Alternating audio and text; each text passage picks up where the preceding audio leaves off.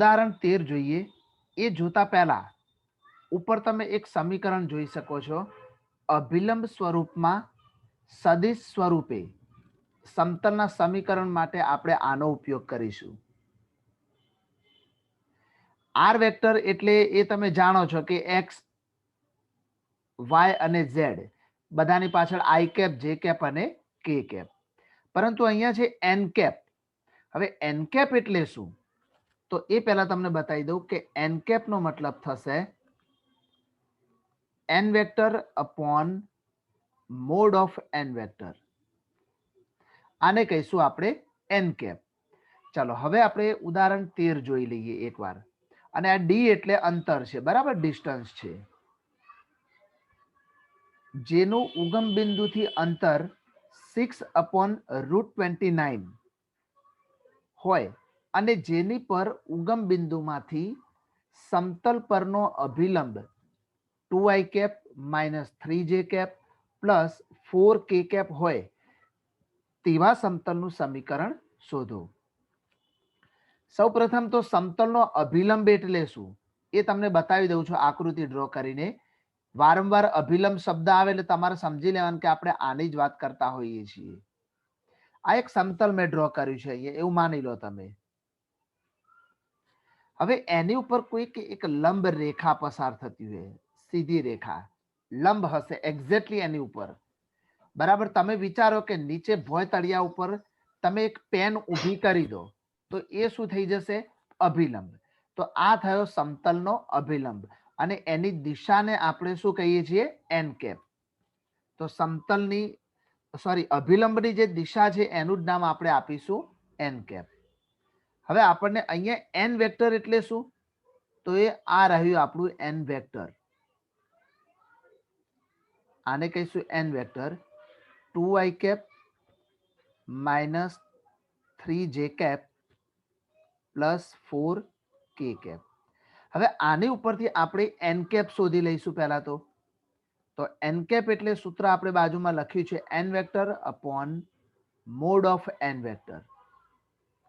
હવે એન વેક્ટરના ઘટકો આવશે 2i cap minus 3j cap plus 4k cap upon mod of n vector એટલે આ જે ઉપર ઘટકો આપે એમને અંડર રૂટમાં લખવાના છે આપણે. તો અંડર રૂટ 2 નો વર્ગ 4 માઇનસ 3 નો વર્ગ 9 અને 4 નો વર્ગ 16. 16 ને 9 25 ને 4 29. 29 નું વર્ગમૂળ ના નીકળે એટલે આપણે કહી શકીએ કે √29. તો અહીંયા મળશે 2/√29 i cap minus 3/√29 j cap plus 4/√29 k cap. તો આ રીતે આપણને મળશે એન કેપ. હવે શોધવાનું છે સમતલનું સદિશ સમીકરણ. તો આપણને જો અહીંયા ડિસ્ટન્સ આપી દીધેલું છે 6/√29. અંતર ઉગમ બિંદુથી અંતર આપેલું છે અને અંતર માટે આપણે સંકેત ડી યુઝ કરીએ છીએ. તો આપણને ડી આપી દીધા છે, ડી બરાબર 6/√29. પછી દેખો સૂત્રમાં જુઓ તમે અહીંયા આર વેક્ટર તો એઝ ઇટ ઇઝ રહેશે. એન કેપ આપણે શોધી દીધા અહીંયા અને ડી તો આપેલો જ છે આપણને. તો હવે લખીશું સમતલનું સમીકરણ અથવા માંગેલ સમતલનું સમીકરણ. માંગેલ સમતલનું સમીકરણ. સૂત્રો યાદ રાખવા જ પડશે તમારે.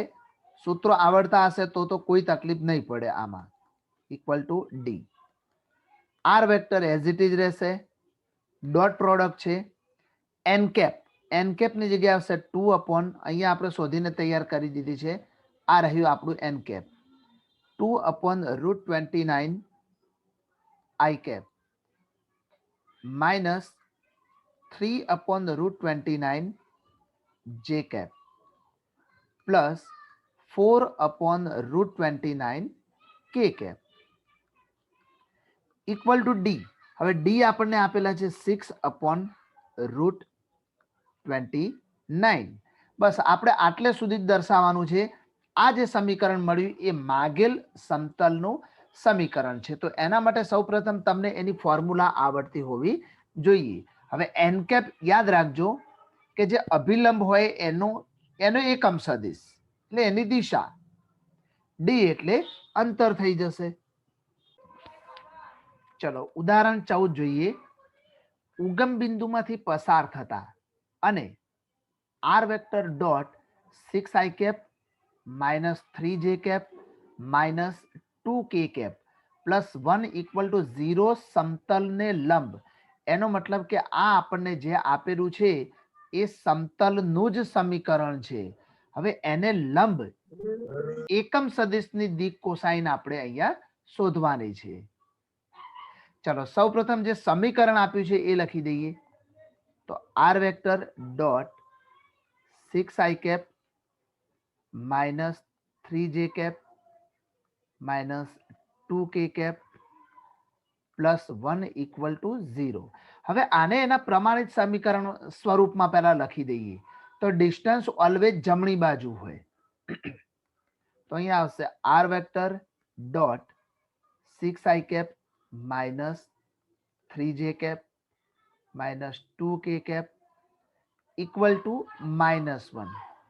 હવે તમે જાણો છો કે કોઈ દિવસ અંતર તો ઋણ હોય નહીં, તો માઇનસ પેલી બાજુ આપી દઈશું એટલે આપણને મળશે r vector dot minus 6i cap plus 3j cap plus 2k cap equal to 1. હવે આને r vector dot n cap equal to 1 કાં તો ડી, અહીં સોરી ડી સાથે સરખાવતા હવે આપણે આની સાથે આને સરખાવી લઈશું. તો અહીંયા એકચ્યુઅલમાં આપણને મળશે શું? એન કેપની જગ્યાએ આપણને આમ એકચ્યુઅલમાં જોવા જઈએ ને તો અહીંયા જે આપેલું છે એ એન વેક્ટર હોય, તો આપણે ત્યાં લખીશું n vector upon mod of n vector. આને આ રીતે કન્વર્ટ કરીને તમે એન કેપમાં કન્વર્ટ કરી શકશો. તો અહીંયા બનશે minus 6i cap plus 3j cap plus 2k cap upon mod of n cap sorry n vector. તો શું થઈ જશે? તો અંડર રૂટ -6 નો વર્ગ 36, 3 નો વર્ગ 9 અને 2 નો વર્ગ 4. તો 36, 9, 45 ને 4 49, 49 નું વર્ગમૂળ થઈ જશે 7.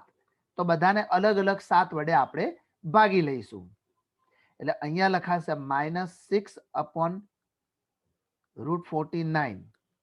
સોરી ડાયરેક્ટ 7 જ લખીએ છીએ આપણે ત્યાં. ચલો એને આપણે થોડુંક ચેન્જ કરીએ. આની જગ્યાએ ડાયરેક્ટ મૂકી દઈશું આપણે 7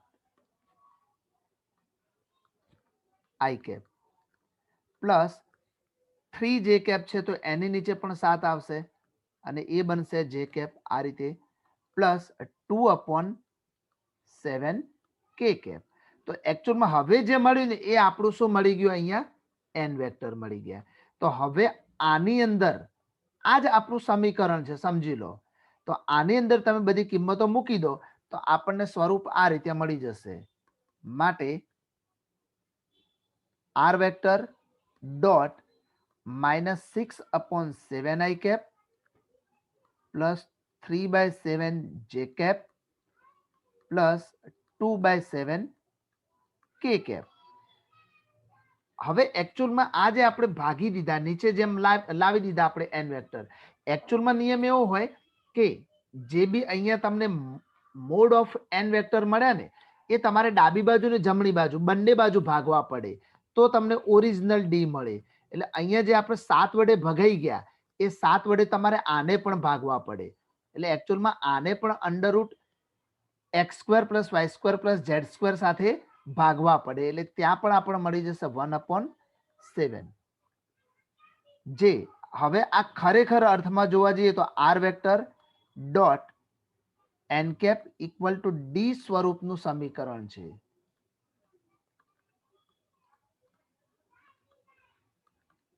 હવે આ સ્વરૂપનું જ્યારે સમીકરણ મળી જાય, યાદ રાખજો તમારે કોઈ પણ દાખલામાં દિક કોસાઇન મેળવવા હોય તો સૌપ્રથમ જે સમતલ છે એ સમતલનું સમીકરણ છે ને એને આ સ્વરૂપમાં ફેરવવું પડે, પહેલા એક્ઝેક્ટલી આ સ્વરૂપમાં ફેરવવું પડે. અને હવે શું કરવાનું છે, તો હવે જે આઈ જે કે એમના જે સહગુણક છે એ આવના દિક કોસાઇન કહેવાય. તો માટે દિક કોસાઇન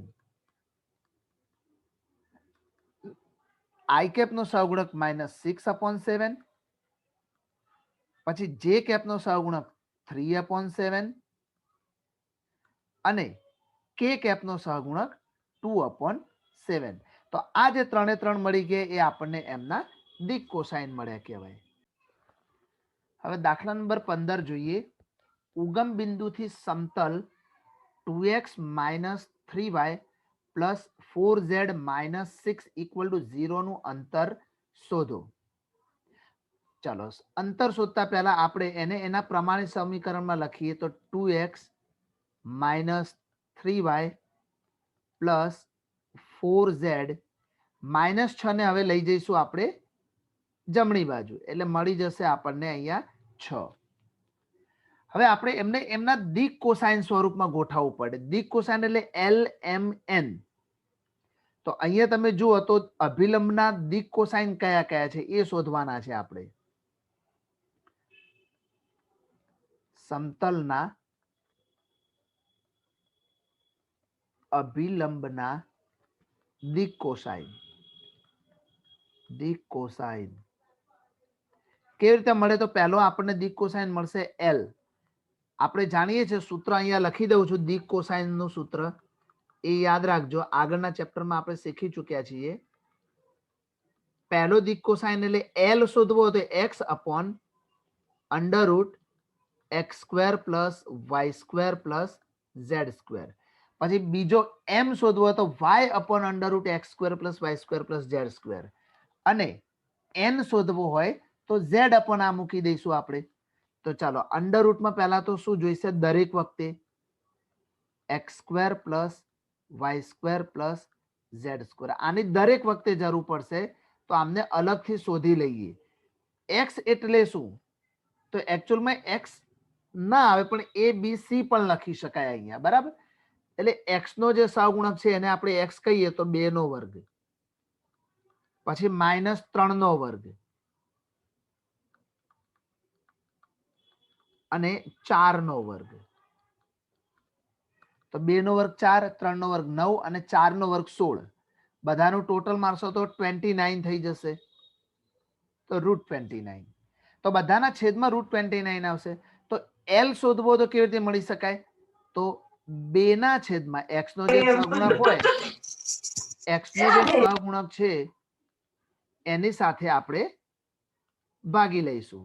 તો અહીંયા આવી જશે √29.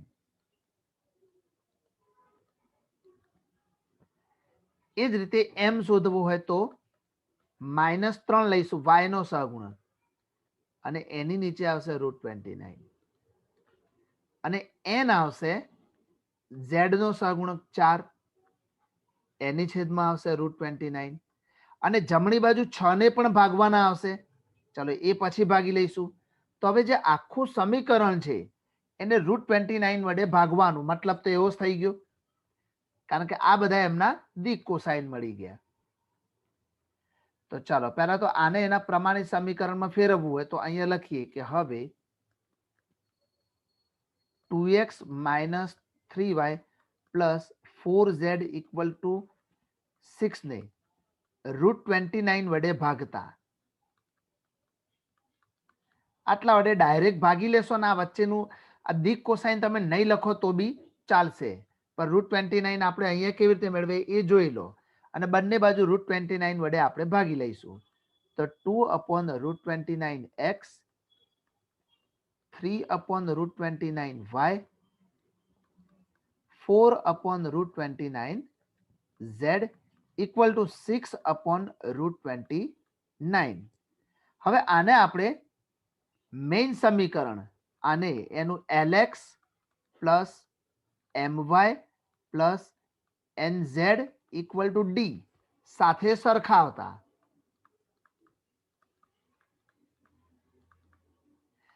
તમે ધ્યાનથી જો દેખો LX દેખાય છે ને, તો અહીંયા L જ હશે. દેખો આ ઉપર દેખાય L આપણે શોધ્યો એનો દિક કોસાઇન, તો L ની જોડે X છે, LX પછી My NZ equal to D. આની સાથે સરખાવો તો ડિસ્ટન્સ, આપણે રકમમાં અંતર જ શોધવાનું કીધું છે. જુઓ તો અંતર કેટલું મળશે, તો કહી શકાય કે ઉગમ બિંદુથી સમતલનું અંતર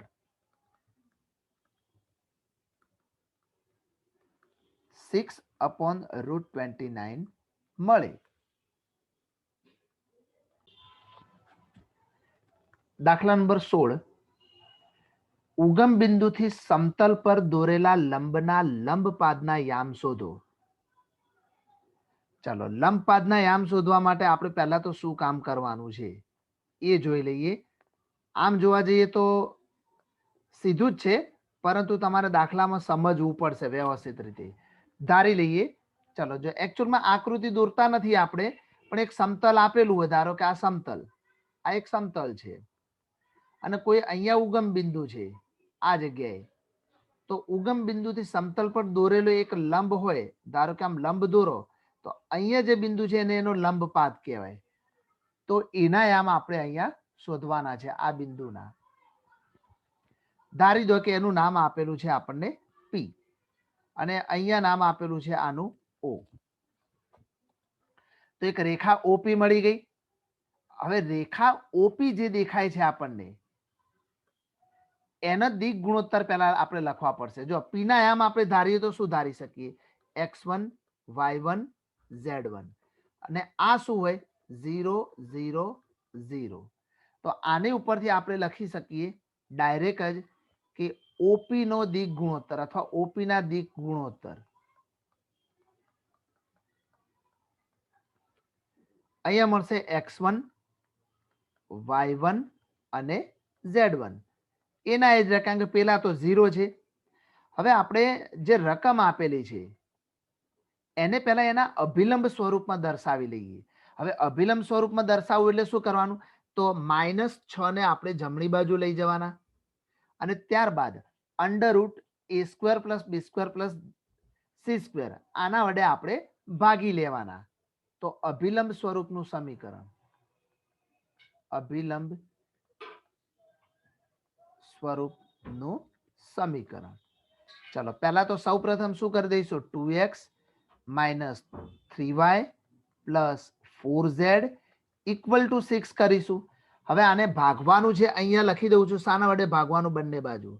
તો x નો સહગુણક વત્તા y નો સહગુણક વત્તા z નો સહગુણક, એટલે 16 16 ને 9 25 25 ને 4 29, એટલે વધશે આપણી જોડે √29. તો બંને બાજુ √29 વડે આપણે ભાગી લઈશું. અહીંયા તો 2/√29 x, અહીંયા 3/√29 y, 4/√29 z અને 6/√29. તો હવે તમને આ વસ્તુ સમજ પડી ગઈ હશે કે જ્યારે અભિલંબ સ્વરૂપમાં તમારે શોધવું હોય તો શું કરવાનું, અચળ પદને જમણી બાજુ લઈ જવાનું અને આ √29 કેવી રીતે ભાગ્યા બંને બાજુ, એવી રીતે તમારે ત્યાં ભાગી લેવાનું. તો હવે x y અને z ના જે સહગુણકો છે એ બધા શું કહેવાય, એમના દિક કોસાઇન. તો માટે ડાયરેક્ટ લખીએ છીએ દિક કોસાઇન. તો x નો સહગુણક 2/√29, પછી -3/√29 અને 4/√29. આ બધા OP ના, કોના, OP ના દિક કોસાઇન થશે.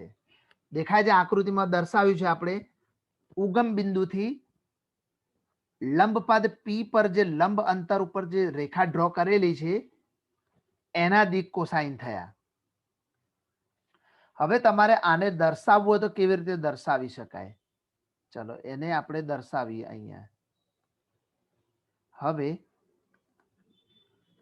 x1/L પ્લસ કાં તો ઇક્વલ ટુ, બધાના ગુણોત્તર છે ને સેમ જ હોય આમના, એટલે ગુણોત્તરોને આપણે ઇક્વલ ટુ બતાવવાનો ટ્રાય કરીશું અહીંયા. Equal to y1 upon m equal to z1 upon n equal to k. બધાનો ગુણોત્તર સમાન છે, અચળ છે, એટલે કે આપણે અહીંયા k દર્શાવીશું. હવે L1 કોને કહેશો? તો આ L1 L છે, આ m છે અને આ n છે.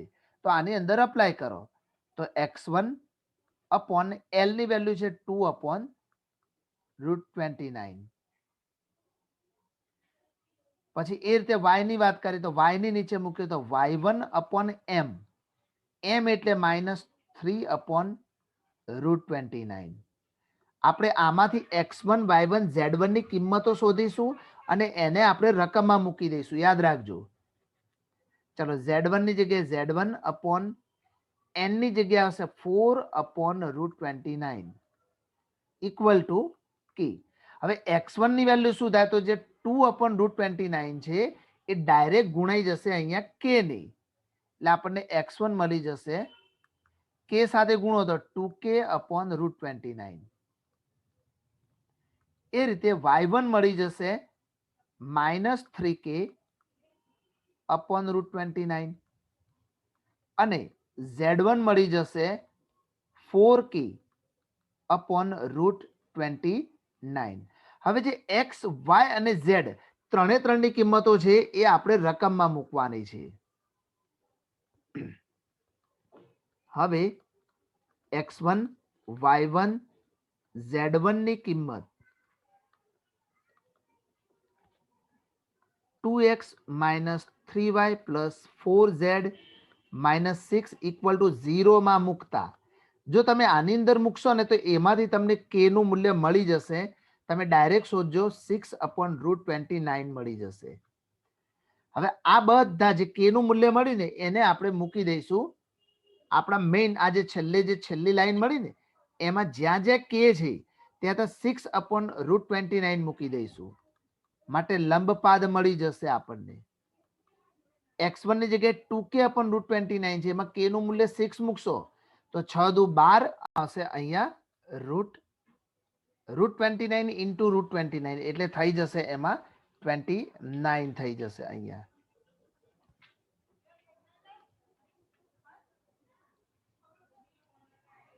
ચલો અહીંયા 29.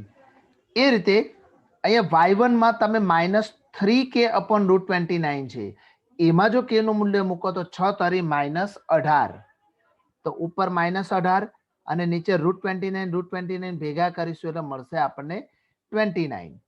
પછી z1 માં k ની વેલ્યુ મૂકીએ તો 6 × 4 એટલે 24 છેદમાં આવશે √29. તો લંબપાદ એટલે કે બિંદુના યામ કહેવાય. લંબપાદ એટલે બિંદુ p છે અહીંયા, તો p ના યામ આપણને મળશે. એકવાર ઝડપથી ફરીથી જોઈ લો શું કહેવા માંગીએ છીએ. સૌ પ્રથમ આપણે શું કરી દીધું? OP ના દિક ગુણોત્તર કયા છે એ આપણે ધારી લીધા, x1 y1 z1. હવે શું કર્યું? દિક ગુણોત્તર મેળવવા માટે શું કરવું પડે? તો જે સમતલનું સમીકરણ છે એમાં અચળ પદને જમણી બાજુ લઈ જવું પડે. એના પછી જે x y અને z ના જે સહગુણક છે એમની મદદથી √a² + b² + c² એ સૂત્રનો ઉપયોગ કરીને અહીંયા √29 આપણે મેળવી લીધા અને ડાબી બાજુ ને જમણી બાજુ બંને બાજુ એને ભાગી લીધા. તો હવે x y z ના જે સહગુણક મળ્યા એમને કહેવાય એમના દિક કોસાઇન. હવે આપણે એને આ પરિણામ સાથે સરખાવીશું કે x1 upon l + y1 upon m equal to z1 upon n equal to k. આનું રીઝન એ છે કે રેખાના દિક કોસાઇન અને રેખાના દિક ગુણોત્તર સમપ્રમાણમાં છે. તો l m n જે આપણે અહીંયા જોઈ શકીએ છીએ, આ l m અને n એમને ભાગી લીધા અને ઇક્વલ ટુ શું મેળવ્યું છે આપણે? કોઈક અચળ સંખ્યા k. હવે એમની સાથે તમે આને ગુણો તો x1 y1 z1 એ તમે લાસ્ટ લાઈનમાં જોઈ શકો છો. હવે આમાં k એટલે શું? તો જે રેખાનું સમીકરણ રકમ સમતલનું સમીકરણ રકમમાં આપેલું છે એમાં તમે x y અને z ની કિંમતો તમે અહીંથી મૂકશો તો એમાંથી k નું મૂલ્ય મળશે 6 अपॉन √29. હવે જે k નું મૂલ્ય મળ્યું આપણને એ k નું મૂલ્ય નીચેની લાઈનમાં x1 y1 z1 એ બધામાં જ્યાં જ્યાં કે આપેલા છે ત્યાં મૂકી દઈશું એટલે આપણને મળી જશે ડાયરેક્ટ x1 y1 z1 ની કિંમત જેને કહીશું આપણે લંબપાદ. તો આ રીતે આપણે એ બિંદુના યામ અહીંયા મેળવી શકીએ છીએ. જુઓ હવે થોડુંક નવો પોઈન્ટ સમજી લો. અભિલંબનું ઉગમ બિંદુથી અંતર d અને ઉગમ બિંદુમાંથી સમતલ પર દોરેલા અભિલંબની દિક કોસાઇન LMN હોય તો સમતલનો લંબપાદ LD plus MD plus ND થાય. હમણાં જે આગળ દાખલો ગણ્યો એમાં આપણે આનો ઉપયોગ કરી ચૂક્યા છીએ, પરંતુ અહીંયા ફરીથી જુઓ શું કહેવા માંગે છે, સમજવાનો પ્રયત્ન કરો. અભિલંબનું ઉગમ બિંદુથી અંતર d હોય. હવે થોડુંક જુદું છે. અહીંયા અભિલંબનું ઉગમ બિંદુથી અંતર d આપેલું છે. અભિલંબ કોને કહેવાય એ તમને ફરીથી બતાવી દો. હજુ સમતલ હોય અને સમતલ ઉપર કોઈ આ રીતે લંબ દોરવામાં આવ્યો હોય, જેમ કે તમારા હાથમાં એક ચોપડો પકડ્યો હોય અને ચોપડા ઉપર તમે પેન ઊભી મૂકો તો કેવી દેખાય તમને? તમારા હાથમાં હથેળીમાં પેનની અણી તમને વાગે એ રીતે પેન ઊભી કરી દો તો એને એનો અભિલંબ કહેવાય. હવે એ અભિલંબનું ઉગમ બિંદુથી અંતર d હોય અને ઉગમ બિંદુમાંથી સમતલ પર દોરેલા અભિલંબના દિક કોસાઇન LMN હોય તો સમતલનો લંબપાદ LD plus MD plus ND થશે. જે દાખલામાં આવશે ત્યારે હું તમને બતાવીશ. બરાબર છે? હવે મેઇન પોઈન્ટ આ સમજવાનો છે. આપેલા સદિશને લંબ અને આપેલા બિંદુમાંથી પસાર થતા સમતલનું સમીકરણ તો r vector minus a vector dot n vector equal to 0 થશે. આને પણ તમારે ફક્ત યાદ રાખવાનું છે સૂત્ર. આને સૂત્ર સ્વરૂપે જ તમારે હમણાં યાદ રાખવાનું રહેશે.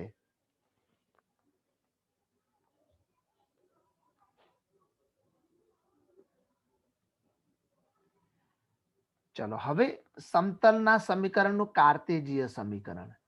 તો a કૌંસમાં x minus x1 plus b કૌંસમાં y minus y1 plus c કૌંસમાં z minus z1 equal to 0 છે.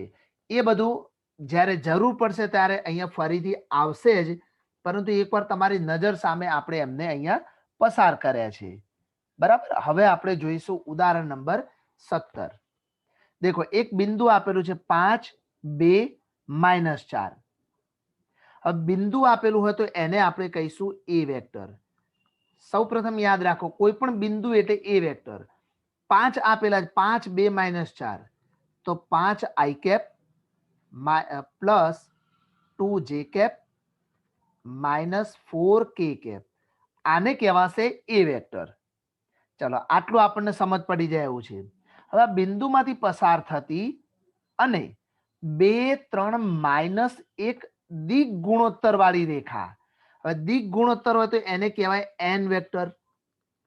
2 3 -1 છે તો 2i cap plus 3j cap અને માઇનસ k કેપ. આને કહીશું આપણે n વેક્ટર. કારણ કે સમતલને લંબ અભિલંબ સદિશની વાત કરવામાં આવેલી છે. બરાબર. તો લંબ સમતલનું સદિશ સમીકરણ આપણે પહેલા શોધીશું. તો સૌપ્રથમ સૂત્ર લાસ્ટ ટાઈમ મેં તમને લાસ્ટ સ્લાઇડમાં સમજાવી દીધું છે. તો દેખો સમતલનું સદિશ સમીકરણ, સમતલનું સદિશ સમીકરણ એના માટે તમારે જે બે વસ્તુની જરૂર હોય એ બંને વસ્તુ આપણને અહીંયા મળી ગઈ છે. તો એનું સૂત્ર શું રહેશે? તો r vector minus a vector dot n vector equal to 0. આ સમીકરણ છે તો આની અંદર આપણે મૂકી દઈશું બધી વેલ્યુ. તો દેખો r વેક્ટર હમણાં એઝ ઇટ ઇઝ રહેશે ઓછા a વેક્ટર એટલે 5i cap plus 2j cap minus 4k cap dot n vector લખી દઈશું તો 2i cap plus 3j cap minus k cap equal to 0 થઈ જશે. તો આ જે મળ્યું સમતલનું સદિશ સમીકરણ મળ્યું. જો સમતલનું સદિશ સમીકરણ, જે સમતલનું સદિશ સમીકરણ છે, ચલો સમતલનું સદિશ સમીકરણ મળી જાય એના પછી આપણે એને એના કાર્તેજીય સમીકરણમાં ફેરવવું છે. હવે કાર્તેજીય સમીકરણમાં ફેરવવા માટે કશું જ નવું વધારાનું યાદ રાખવાનું નથી. ફક્ત જે આર વેક્ટર હોય એની જગ્યાએ x i cap plus y j cap plus z k cap મૂકી દેવાના છે. ખાલી એમની જોડે એને અપ્લાય કરવાના છે. તો ચાલો અહીંયા લઈ લઈએ આપણે કાર્તેજીય સમીકરણ. કાર્તેજીય સમીકરણ તો આર વેક્ટર ની જગ્યાએ લખાશે x i cap plus y j cap plus z k cap. હવે દેખો વચ્ચે માઇનસ છે તો કૌંસ ખોલી નાખો તો minus 5i cap minus 2j cap plus 4k cap. બંને વચ્ચે આપણે કૌંસ ખોલી નાખ્યા. Dot 2i cap plus 3j cap minus k cap equal to 0. પાછળનું તો એઝ ઇટ ઇઝ જ રહેશે, હમણાં એને તો કઈ નહીં કરીએ. હવે આમાં આઈ કેપ વાળા બે પદો છે, જુઓ એમાંથી આઈ કેપ ને કોમન લઈ લો તો x માઇનસ 5i કેપ. એ જ રીતે જે કેપ ને કોમન લઈએ તો મળશે આપણને અહીંયા y minus 2j cap plus હવે આપણે કે કેપ ને કોમન લઈએ તો z પ્લસ 4k કેપ. હવે આની સાથે હજુ ડોટ પ્રોડક્ટ તો બાકી જ છે પાછળની, તો અહીંયા આવશે 2i cap plus 3j cap minus k cap equal to 0. હવે ડોટ પ્રોડક્ટ નો મતલબ શું થાય કે આઈ કેપ નો સીધો ગુણાકાર, તો x માઇનસ 5 નો ગુણાકાર 2 સાથે થઈ જશે તો 2x માઇનસ 5. એ રીતે હવે 3 સાથે ગુણાશે આઈ કેપ તો 3 ઇન્ટુ વાય માઇનસ 2 અને અહીંયા કે નો સહગુણક -1 છે તો -1 ગુણાશે અહીંયા z પ્લસ 4 સાથે અને ઇક્વલ ટુ 0. ચલો અંદર અંદર મલ્ટીપ્લાય કરો તો 2x 2 પંચા 10 અહીંયા 3y 3 દુ 6 minus z minus 4 equal to 0. ચલો આપણે જાણીએ છીએ કે પહેલું પદ x વાળું હોવું જોઈએ તો 2x, બીજું પદ y વાળું હોવું જોઈએ તો 3y, પછી માઇનસ z. હવે અચળ પદો ભેગા કરો 6 ને 4 10, 10 ને 10 20, માઇનસ 20 જમણી બાજુ જાય તો પ્લસ 20 થઈ જાય. તો જે સમતલનું કાર્તેજીય સમીકરણ છે, સમતલનું કાર્તેજીય સમીકરણ છે. તો આ રીતે આપણે બંને એટલે કે સદિશ સમીકરણ અને કાર્તેજીય સમીકરણને લખી શકીએ છીએ. બંનેના સૂત્રો યાદ રાખવાના છે. આ સૂત્ર છે સમતલનું સદિશ સમીકરણ માટેનું. એમાં આર વેક્ટરની જો વેલ્યુ અપ્લાય કરી દો તો એ કાર્તેજીય સમીકરણ બની જશે. ચલો હવે થોડોક નવો ટોપિક છે, 3 અસમરેખ બિંદુમાંથી પસાર થતા સમતલનું સમીકરણ. ચલો એના માટેનું આપણે સૂત્ર અહીંયા જોઈશું. દેખો સૂત્ર રહેશે, ધારો કે 3 બિંદુ આપેલા હોય તો એક બિંદુને આપણે કહીશું એક એ વેક્ટર, બીજાને કહીશું બી વેક્ટર, ત્રીજાને કહીશું સી વેક્ટર. તો હવે કામ શું કરવાનું, દેખો R vector minus a vector dot. હવે ધારો કે તમે એ વેક્ટર બાદ કરો છો તો બધામાંથી એ વેક્ટર જ બાદ થાય, જુઓ અહીંયા, અને બાકીના વધ્યા બી વેક્ટર અને સી વેક્ટર. તમે ધારો તો બી વેક્ટર ને પણ બાદ કરી શકો છો. તો આર વેક્ટર માઇનસ બી વેક્ટર ડોટ, હવે પાછળ બી વેક્ટર આવે તો આગળ એ વેક્ટર માઇનસ બી વેક્ટર અને સી વેક્ટર માઇનસ બી વેક્ટર. એ રીતે પણ તમે એને લખી શકો છો, બરાબર. એટલે સૂત્ર યાદ રાખી લો.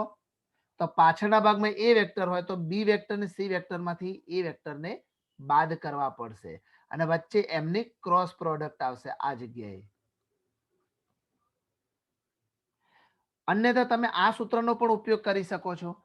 3 અસમરેખ બિંદુ આપ્યા હોય x1 y1 z1, x2 y2 z2 અને x3 y3 z3, તો એમાંથી પસાર થતા સમતલનું કાર્તેજીય સમીકરણ આ રીતે પણ આપણે અહીંયા દર્શાવી શકીએ છીએ.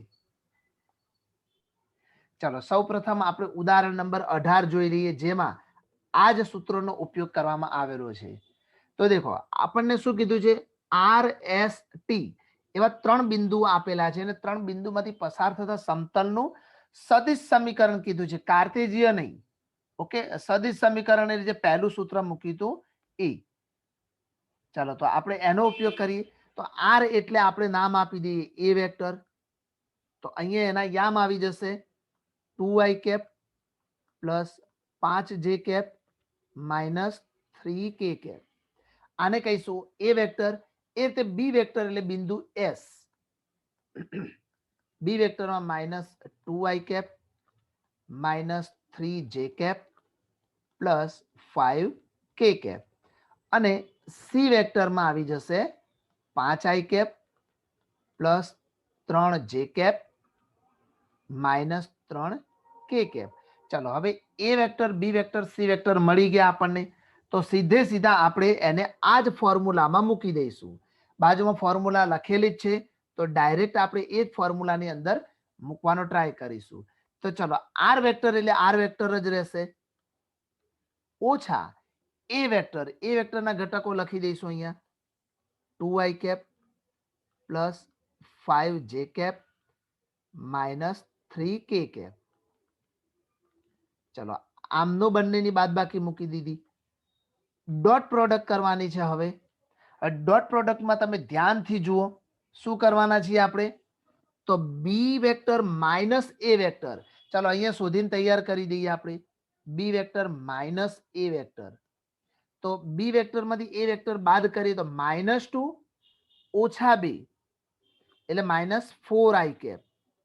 ડાયરેક્ટ કરું છું, સમજતા રહેજો. પછી અહીંયા -3 ઓછા 5 એટલે -8j કેપ. 5 ઓછા ઓછા 3 એટલે +3 થઈ જશે, એટલે વધી જશે આપણી જોડે 8k કેપ.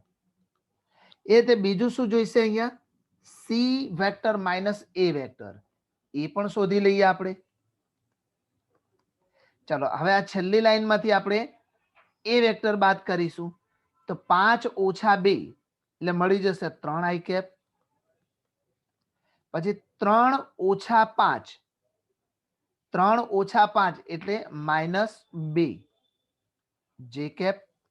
-3 કેપ ઓછા ઓછા 3k કેપ એટલે 0 થઈ જશે, તો 0k કેપ. ચલો હવે એ બધી વેલ્યુ, બંને વેલ્યુને અહીંયા મૂકી દઈશું સમીકરણમાં. તો બી વેક્ટર માઇનસ એ વેક્ટરનું મૂલ્ય આપણને મળી ગયું છે -4i cap -8j cap plus 8k cap cross. હવે c vector minus a vector, તો એમાં મળી ગયા છે 3i કેપ -2j કેપ. હવે 0k કેપ તો લખવાની જરૂર નથી અને ઇક્વલ ટુ 0 છે, તો મળી જશે 0. જે બસ આટલું જ કરવાનું, એ ક્રોસ પ્રોડક્ટ આપણે કરવાની જરૂર નથી. તો જે સમતલનું, કયા સમતલનું, તો 3 બિંદુમાંથી પસાર થતા, બરાબર.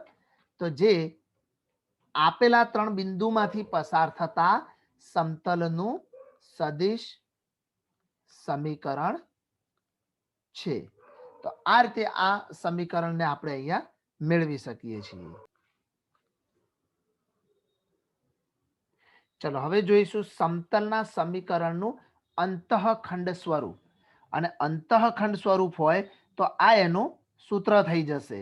તો સૂત્ર તમારે યાદ રાખવાનું રહેશે, x/a plus y/b plus z/c equal to 1. અહીંયા ઇક્વલ ટુ 1. તો આ થઈ ગયું અંતઃખંડ સ્વરૂપ. રેખાઓ નામના ચેપ્ટરમાં પણ તમે આ સૂત્ર શીખી ચૂક્યા છો, પરંતુ એમાં x/a plus y/b equal to 1 આવે. કારણ કે રેખામાં 2 બિંદુ હોય, સમતલમાં ત્રીજું બિંદુ z આવી જતું હોય છે. ચલો ઉદાહરણ 19 જોઈ લઈએ આપણે. જે સમતલના x અક્ષ, y અક્ષ, z અક્ષ પરના અંતઃખંડ અનુક્રમે 2, 3 અને 4 હોય તે સમતલનું સમીકરણ મેળવો. તો આના ઉપરથી તમે જુઓ કે x અંતઃખંડને આપણે a કહીશું, 2 આપેલા છે. y અંતઃખંડને b કહીશું અને z અંતઃખંડને c કહીશું.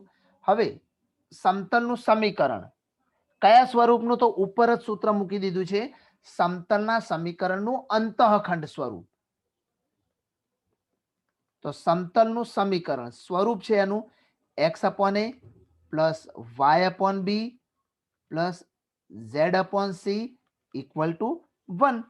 તો ચાલો x તો x જ રહેશે, પણ a ની જગ્યાએ આવશે 2, y ની જગ્યાએ y, b ની જગ્યાએ 3, z ની જગ્યાએ z અને c ની જગ્યાએ 4 ઇક્વલ ટુ 1. હવે આપણે આનો લસા લઈશું. તો 4 તરી 12 લસા થશે, કારણ કે બગડો તો એની અંદર આવી જશે. તો અંશ અને છેદને 12 વડે ગુણી નાખો. અહીંયા બધાને આપણે 12 વડે ગુણી નાખીએ, અથવા તો તમારે છેદમાં 12 બનાવવા હોય, ચાલો એવી રીતે સમજાઈ લઉં ડાયરેક્ટ જ. છેદમાં એમનો લસા 12 બનાવવો તો શું કરવું પડે એ તમને ડાયરેક્ટ બતાવી દઉં. અહીં 2 છે, તો 2 ને 6 વડે ગુણો તો ઉપર x ને પણ 6 વડે ગુણી લો. અહીં 3 છે, તો 3 ને 2 વડે ગુણો તો ઉપર y ને પણ 2 વડે ગુણી દો. અહીંયા 4 છે, 3 દુ 6, સોરી 3 ચોક 12. ઓકે, 4 વડે ગુણી લઈશું. 12 લાવવાના છે ઇનશોર્ટ નીચે, અને 4 તરી 12, 4 તરી 12, તો ઉપર પણ 3 વડે તમારે ગુણવાના રહેશે.